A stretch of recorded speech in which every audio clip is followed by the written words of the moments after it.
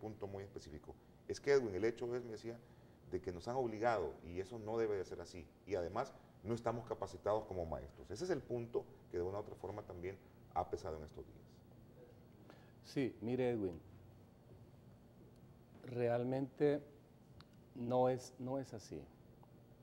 Si se quiere levantar una cortina de humo para retrasar la ejecución de este decreto o, en el peor de los casos, vetarlo, solo se está haciendo con el propósito de decir definitivamente no.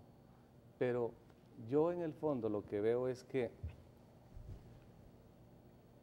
estamos presagiando por adelantado lo que podía suceder si se implementa o no la lectura de la Biblia.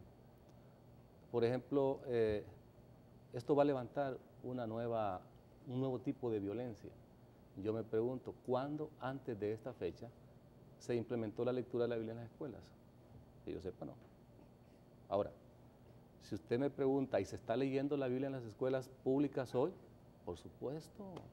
Muchos directores y maestros están pidiendo a gritos que se lleve la lectura de la Biblia a sus escuelas.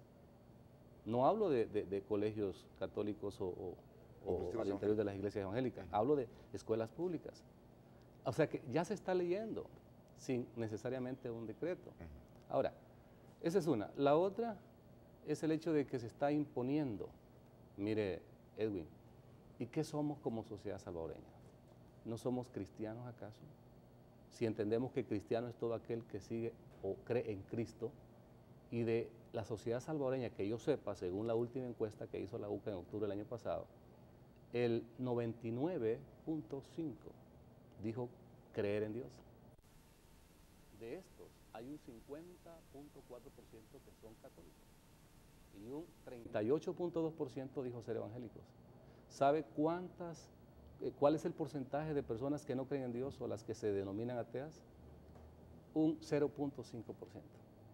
Entonces, si somos una sociedad salvadoreña, en este país se sabe de la Biblia. Aquí no se lee el Corán, ni ningún otro, aquí se lee la Biblia. Ahora, le echamos la responsabilidad a los padres. Dicen, mire, son ustedes los responsables. Sí, pero ¿dónde están los padres? A raíz de la misma crisis o de las mismas situaciones de la historia, la gente ha tenido que irse y ha venido la desintegración familiar. Entonces, si no forman los padres, ¿no le corresponde al Estado?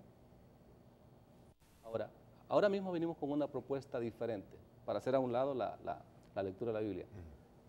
Introducir la materia de moral y cívica, cosa que, como ya decía el padre, no se debía hacer ahora, se debió hacer ya porque está el mandato constitucional de hacerlo. ¿Pero por qué se hace? Para evitarle la entrada a la Biblia a las escuelas. Ahora, si nunca lo hemos hecho, ¿por qué no lo intentamos hoy?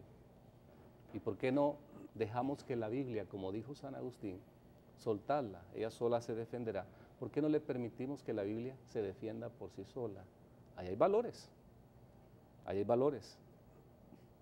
Le cito Gálatas 5:22, amor. Amor es un valor, paz, benignidad, bondad, mansedumbre. Hay valores en la Biblia. Y si vamos a enseñar valores en las escuelas, pues ¿de dónde se originaron? ¿De dónde vienen? A mí mucho me llama la atención cuando usted hace este planteamiento y ocupa como hilo conductor el resultado de la encuesta. Y se lo planteo a usted, padre. Si hay un poquito más del 50% que son católicos, 30% evangélicos cristianos, 38.2. 38%, y hay una acción ya plasmada de lectura de la Biblia, pero hoy cuando se hace por un decreto hay una reacción diferente, porque no debería de extrañarnos entonces si ya tenemos una acción como esa y por el contrario, deberíamos de haber mostrado otra actitud, pero ¿por qué la reacción entonces si tenemos todo un antecedente que de una u otra forma nos lleva por ese camino? Solamente es la diferencia de que algunos diputados, bueno, no levantan la mano y oprimen un botón y votaron a favor de esto. Sí, bueno, yo creo que de que hay que leer la Biblia y de que ya la hemos leído por años, siglos, o sea, estamos hablando de más de 500 años, que se lee en la Biblia aquí en el país, Sí. y si no, no habría un porcentaje tan alto de personas que creen en Dios y creen en Jesucristo. Claro, hemos entrado también, y lamentablemente, ¿no? y lo que se podría potenciar con esta aprobación de este decreto, que debe ser vetado, es otra vez la lucha ideológica dentro del aspecto religioso. O sea, yo pienso que aquí somos un Estado laico, nos respetamos unos a otros, hay un respeto a la libertad religiosa, a la libertad de culto, no como en otros países actualmente, que ahora, por ejemplo, por estar congregados en una casa de oración, por ejemplo, en una Eucaristía, las personas van presas, ¿no? Eso pasa, por ejemplo, en China. Pero en cambio aquí no, o sea, tenemos esa libertad. Eso en primer lugar. En segundo lugar, el aspecto de las estadísticas incluso se manejó como que fuera un elemento de temor de la Iglesia Católica porque mucha gente al conocer la Biblia, como que la Iglesia no predicara la Biblia. Cada vez que yo celebro la Eucaristía tenemos lo que se llama liturgia de la palabra, pero también hay una homilía, una predicación, una explicación de esa palabra. Los evangélicos iban a crecer. A nosotros nos preocupa, digamos, que la gente esté confundida, ¿verdad? Y que para crecer ciertas sectas, no digo todas, pero la mayoría, atacan, digamos, el aspecto doctrinal de la fe de los católicos. Y nosotros, en cambio, pues no atacamos ese aspecto. ¿Por qué? Porque consideramos que eso no es evangélico, eso no es del reino, no es de la palabra, dividir a las personas, dividir a las familias, incluso en su fe. Y eso lo respetamos. Pero yo pienso que hay que contextualizar. La lectura de la Biblia tendría que ir, ahora sí, dentro de una currícula en donde se educa en valores. ¿Y de dónde vienen los valores? Aquí estoy muy de acuerdo con el pastor. Los valores vienen de una persona. Y en este caso, si tenemos una fe y nuestra cultura está sedimentada tan fuertemente en el cristianismo, tenemos una cultura cristiana. Lamentablemente no hay una práctica de la... Si tú vas en los buses, tú ves rostro de Jesucristo, tú ves frases, sí. A ti te lo debo, Señor. La mayoría de los microbuses, ¿verdad? Todo ese tipo. Y tú comienzas a ver de que hay frases, ¿verdad? Perdónalo, Señor, todo esto. ¿Por qué? Porque en el fondo hay una fe, pero esa fe dispersa no va para ningún lado.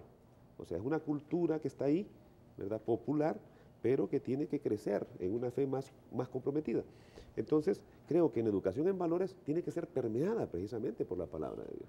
O sea, si vamos a enseñar sobre el amor, bueno, la Biblia nos dice, el Evangelio tal nos dice, San Pablo nos dice, pero también ahí podemos también tener otros pensadores, filósofos incluso, o sea, ampliarlo, pero tomar como base, digamos, la Escritura.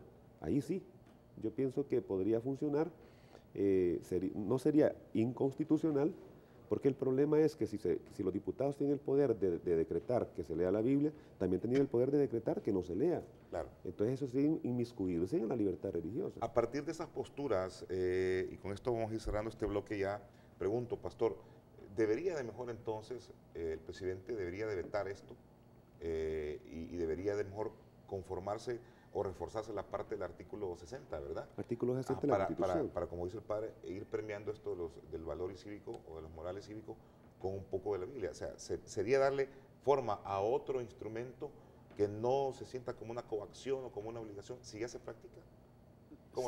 Sería incongruente. Primero, bueno, esta es potestad del presidente de la República, vetarlo o sancionarlo. Sí. Pero sería incongruente porque él dijo, gobernaré con la Constitución y con la Biblia. Sí. Y en más de una ocasión, yo he visto algunos reportajes, él se comprometió a implementar la lectura o que se implementase la lectura de la Biblia en las escuelas. Por un lado.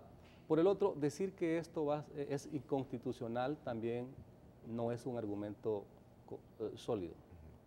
Porque entonces, y con el perdón del Padre, el respeto del Padre aquí, entonces, ¿dónde quedamos con tantas actividades, tantos eventos y tantos fenómenos religiosos de este país, donde no se nos consultó y no se nos consulta? Ejemplo, nosotros, todos los salvadoreños que vivimos en el área urbana, pagamos fiestas patronales. Y eso es religioso. Aquí hay una semana en San Salvador que son las fiestas agostinas.